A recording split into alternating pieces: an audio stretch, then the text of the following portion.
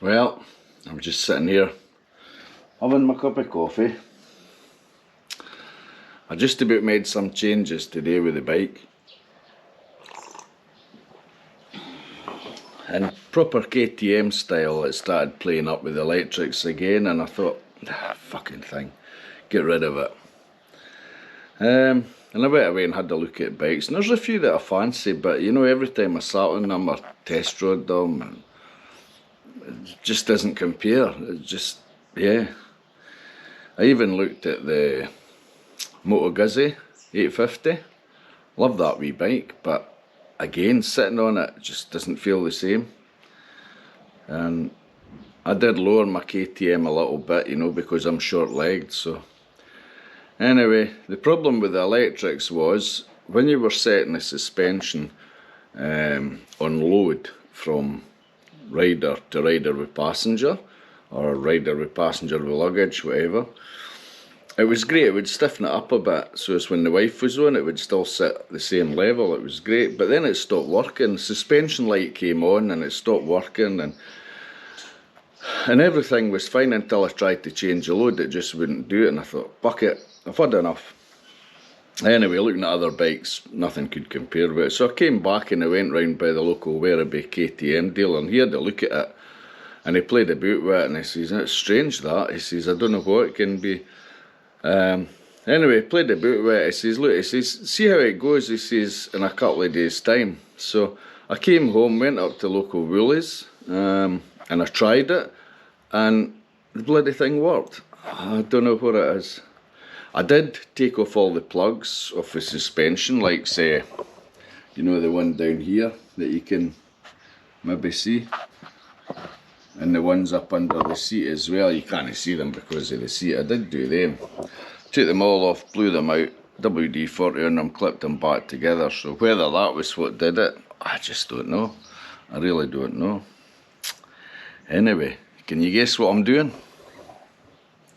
Yeah, it's that time again. Change the oil, heat it up, stop it for a minute, take the oil cap off, 2 drain plugs out, there and there, and the oil filter. There's the oil filter cover.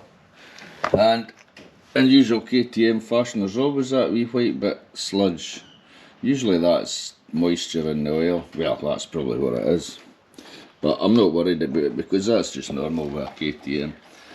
I adjusted my chain the other day. I've done about 25,000 Ks, so I tightened it up a wee bit, so it's just fine now. I maybe need to give it a clean.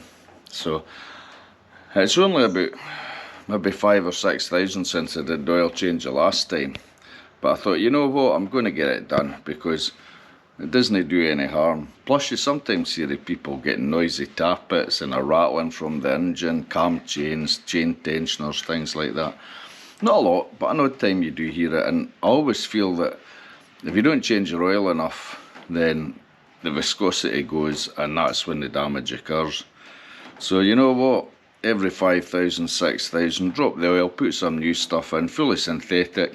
You can't go wrong. You should never have anything wearing out. Even the filter's still clean, you know. So I would always advise to do it. Of course, that's just me. Everybody's different. Everybody likes to do it different ways, you know. Some people will stick with the 12,000 Ks. To me, it's way too long.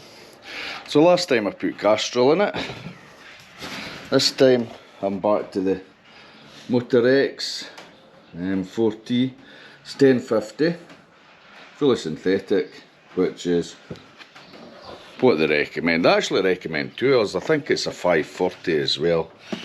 But I thought, nah, you know what, I'll put in the better stuff. Because it doesn't get that cold here in Australia. Got my KTM chain lube, because I was kind of running out in that. And I've got my new KTM oil filter. That's if I can open the bloody thing. But at least when it's taped, you know it's not been tampered with. So there's the oil filter. Nice and clean. I'm surprised they don't give you a rubber ring, because when you look at the Oil filter cover. It's got a rubber ring on it. You think they would give you one. Anyway, that's okay. That'll seal up again, no problem. I did notice on eBay you can actually buy a service kit for your KTM, which comes with the 2 plugs with the plastic gauze things on them. It comes with the rubbers on them. It comes with the new oil filter cover. So maybe in the next service I'll just buy a new set of them. What the hell, eh? The next one will probably be about 30,000 Ks. So I'll probably buy them. Take the tank off, do the air filter again, give it a clean out. I'll do another video for that. So yeah, so another thing I like to do is tilt the bike over when it's sitting. It's been sitting for 10 minutes or so. Just tilt it over on the centre stand, and even more oil runs out. It's a good way of getting every last drop out, and that way your oil stays cleaner when you put it back in. What else was there? Oh yeah, my box. It fell off my bike the other day. I put a video on about that. Look what it did.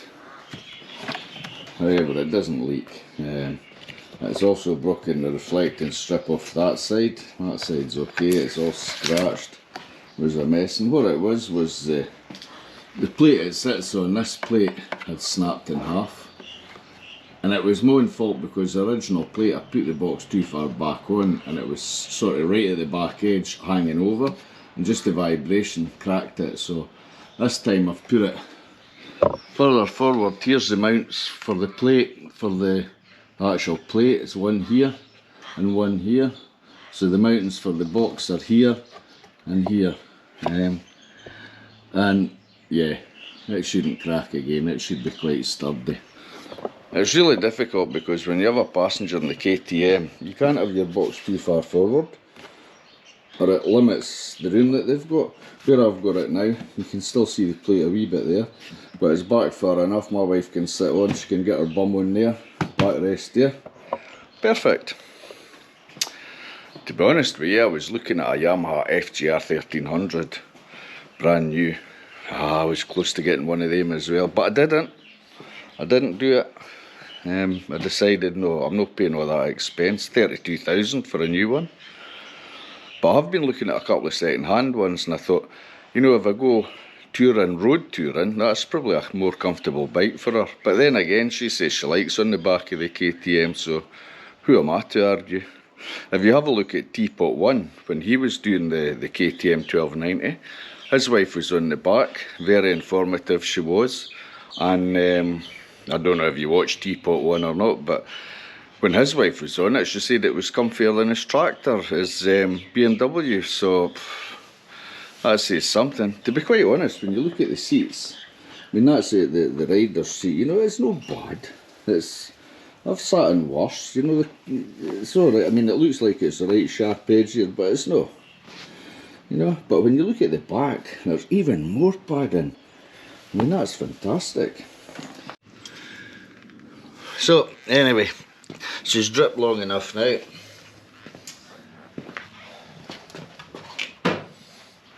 Let me see. Ooh. So I've got my oil filter. As you can see, KTM, genuine one. A bit of oil in there. Now, KTM filter, push it in, and then you'll feel it go pop in like that. Once it goes in like that, you know it's done. Give everything a wipe down before you put it back on, especially this housing, oil filter.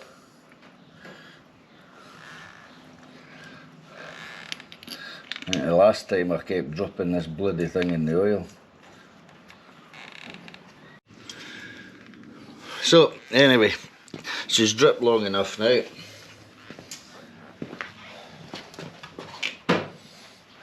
Let me see. Ooh.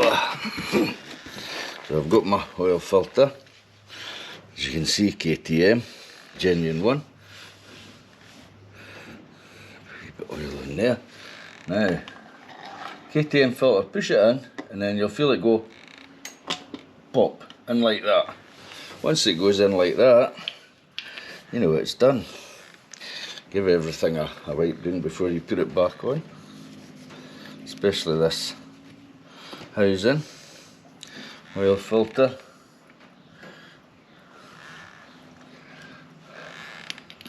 And the last time I kept dropping this bloody thing in the oil.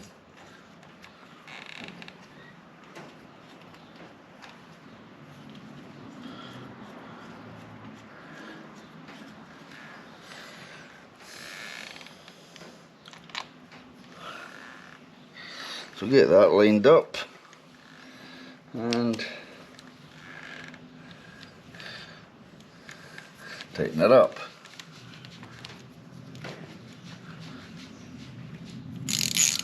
Now if you're a perfectionist, you'll have a torque wrench. If you're not a perfectionist, you won't have a torque wrench. You just do it by feel until you feel it's tight. Don't overdo it. Once it's on, clean the bottom. You don't want any traces of oil on there, because once you fill it up well and you're in it, you want to feel that and make sure it's dry. So next, you do these ones. So give these a wee clean up. Give your wee hole a clean.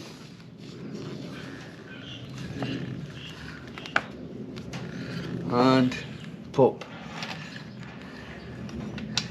bolt back into place. It should go in pretty easy.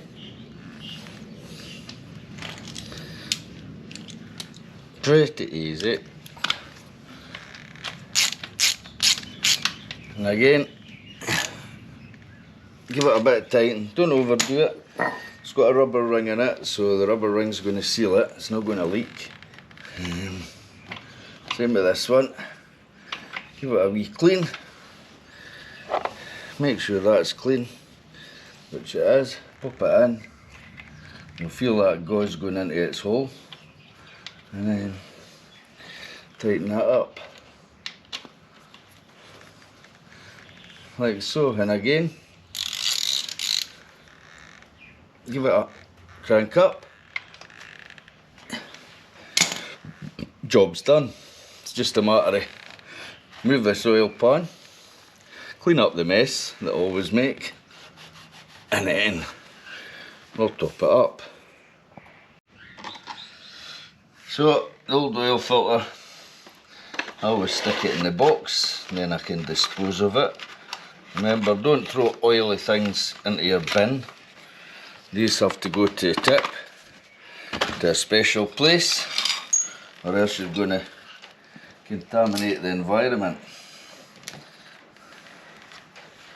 And when you move this out, be careful, you don't spill it.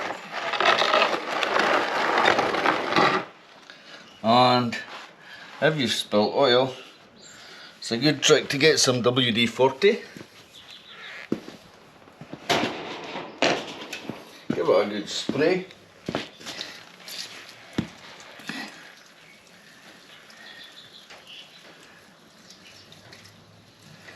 There was more fair it than I thought. And then wipe it up.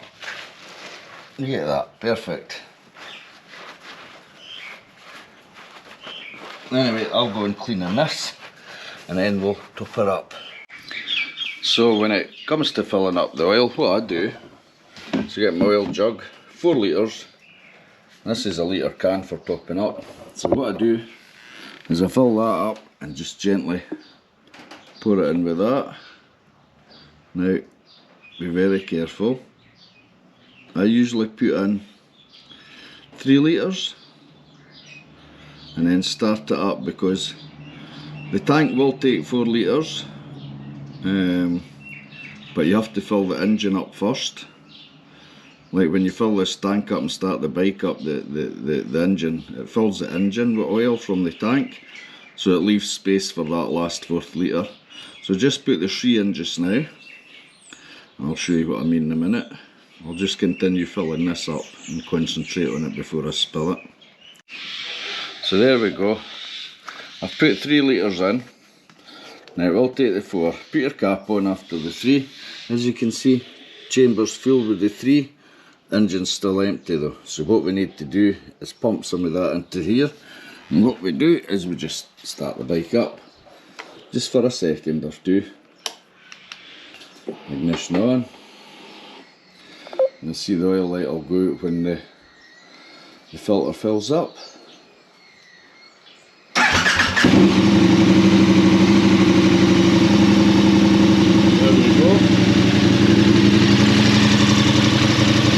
And see the oil level going down in the tank. That's enough. And then switch it off again. So, now that oil level's going down in the tank, because it's filled the engine, we'll get the last litre in there. And yes, you will get the whole 4 litres in. The book might say if you're doing a filter change you'll get 3.6 or something. You will get the 4 litres in. And don't worry, you can't overfill it because it is a tank. The tank supplies the engine. Doesn't matter whether the tank's half full, full to the top, it supplies the engine, it can't overfeed the engine. So you're safe. And if you do overfill the tank, you'll know it because it'll run out of here. But remember, 3 litres first, into there, run the engine for a few seconds to empty your tank and get the last litre in. We'll go and do that now.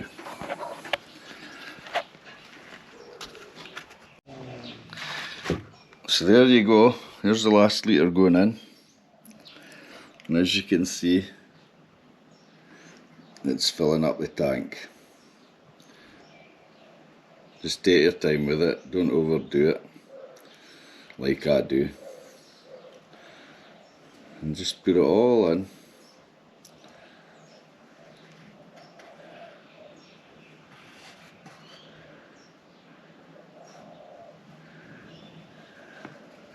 There you go, every last drop. And that's the tank full, the whole 4 litres in the tank. You should never have to top that up again between oil changes. It should last the whole, well, whatever interval you do it at, it should last. Anyway, I'll get this thing put back together again.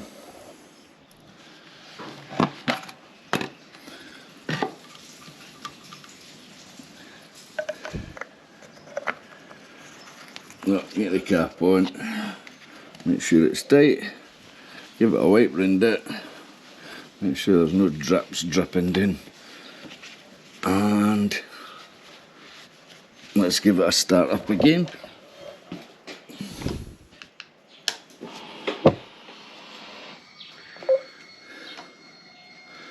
Ready to race, really, at my age.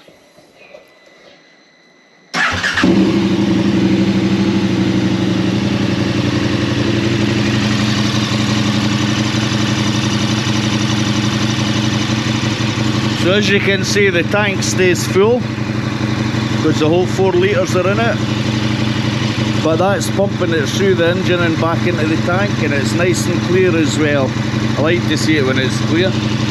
So make sure you've got a nice dry hand. Just check the bottoms of these, nice and dry. Nice and dry. Dry, perfect. Oil change done, and then just double check your cap again. All good. Now that's done, just a quick go at cleaning the chain.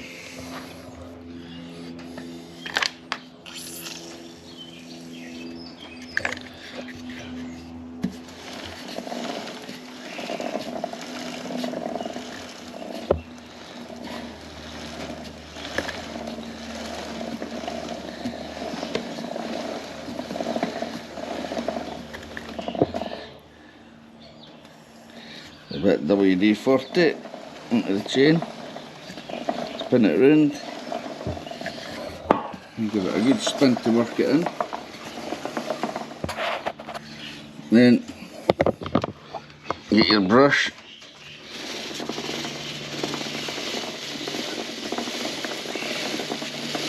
and work that in. And do it underneath as well, get your brush in here or get it up the top. And give it a really good work with your brush. Once it's done, get your rag and give it a really good clean. WD-40 is great for cleaning your chain. It's probably one of the best things. That or diesel, one or the other. Chain doesn't need to be overly lubed because these O-ring chains and X-rings and everything, we've got the lube in them. So all you're really doing is putting a coating of lube on it just to stop it getting any worse. You can hold it in here and run it round as well, you know, just all different ways. Anyway, you get your chain dried off. Once it's dried off, get your chain lube, give it a good shake, and then what I'm going to do is, I've got two cloths set here, so I'm going to spray the lube in between as I turn the wheel, and that should lubricate it. So like I say, it doesn't take a lot, so just spray it.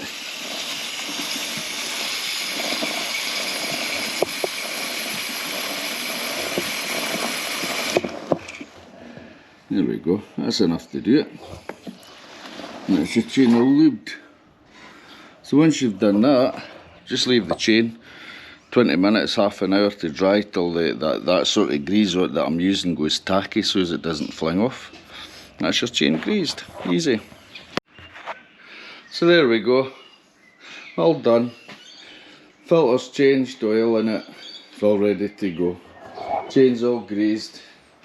You can see the grease on it now, and of course my big mess underneath, which is all cleaned up now. So that's it done, just a quick going over today, a quick chain grease and a quick oil change. Air filter will be needing done, yeah, when I hit 30,000, so I've got another 5,500 to go, or 5,000 to go, something like that, and I'll get the air filter out, give it a good clean out, because it's a K&N one. Yeah, so I'll make a video of that when I do it, which with the mileage I do in a month won't take too long. Anyway, hope you enjoyed that. We'll see you later. Bye.